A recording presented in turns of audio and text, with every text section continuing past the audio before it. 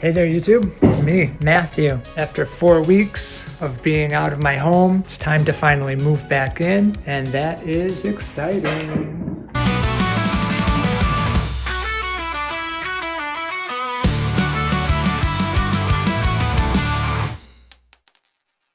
Well, it's been about 4 weeks, a little after 4 weeks, since Milton rolled through town and changed the landscape of my home and displaced me from my home. Happy to say, yesterday I spent the whole day moving back into the tiny home, trips back and forth from the storage unit, moving my stuff, and getting everything put back into the order that it was when I had to leave. Although this time around, we've made some improvements to the tiny home. By no means am I glad that the hurricane came through and caused so much destruction, but I am trying to take a positive from it. Since then, my home got revamped and it's awesome. Since then, I feel like I've come closer with my friends and with the community and everybody that's been such a help through this time. I also got the experience to start filling in some of my time, be able to learn a lot through all the demo I did, through the cabinet making that I'm doing now. So now I need to strike a balance between responsibilities and continuing to make videos here on the good old YouTube. I think I've hit a little bit of a lull. The last video, I really loved the concept.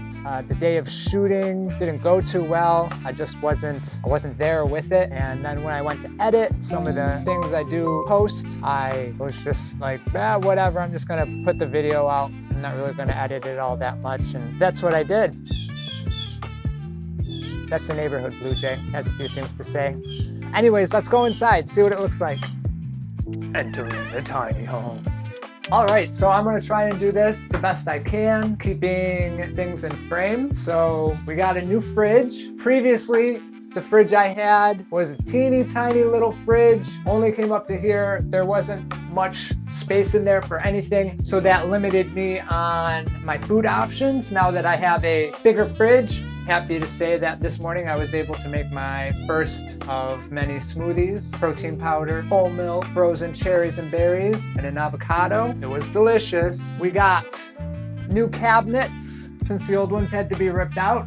I put these together at the cabinet shop. The new countertop, butcher block, looks incredible. I thought that since the space was smaller, having a smaller sink in here would be a good idea. We had a big sink in here last time. It ate up a lot of the counter space, and since I knew that we were putting this fridge in and that was gonna reduce the amount of counter space that I could have, that a smaller sink would help me utilize more of the space. I got this awesome new cooker in here.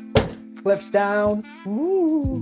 I don't know if you can see it. Oh well, I'll talk about it from over here. Maybe it'll be in the background. Air fryer, toaster oven. It has a metal plate that I have to reheat, and it has a thermometer, so I should be able to cook myself a steak in there. I'm really looking forward to that. Window is still the window. Put a video earlier in my feed on when we installed that and put in the new mini split, which has been incredible. Bed is the same. Bed frame is the same. That just folds down. The space is big enough to where even when the bed is down, I can walk around the space. Couple minor changes in here. Nothing really to speak of. I just used some metal spice racks to give me shelving storage for, toiletries, shavers, things like that. And the floor, since we had to rip out all of the flooring that was in here previously, we kept it concrete. We had some leveling concrete poured on top of the slab that was already here. It was then acid washed and stained. So this is now what the floor looks like. Should the property flood again,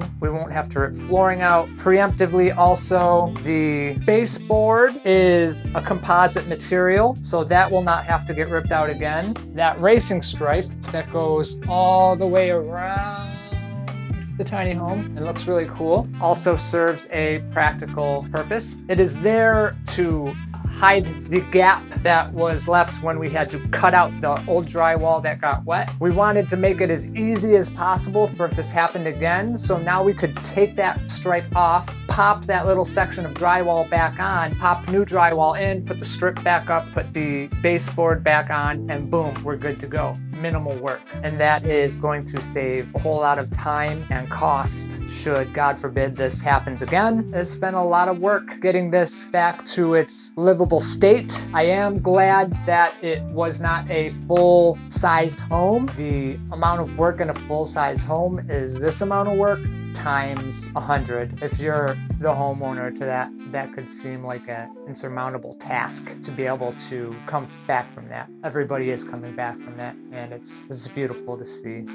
That first week, and even still, but really like the feeling that first week was just everyone was in it together, and I hope that carries through the rest of the year. I hope that carries for everybody everywhere to know that there's a hierarchy of needs. We all want those filled, and other than that, we should just work together and help each other accomplish our collective goals. That's all I got for you today. Don't know what the coming week is going to hold. I'll put something out. Stay weird. Real quick, I couldn't close out the video without acknowledging the fact that I did none of this alone. I have incredible men in my life who are more than just friends. They are true mentors, incredible teachers. The video that I put out making me look like, oh, look at all this work I did. Yes, I did the work. Yes, I got my hands dirty, but I didn't do it alone. And big picture, none of us can do it alone. We don't know everything, so we need good people in our lives to show us what to do. If you made it this far, why don't you try this out?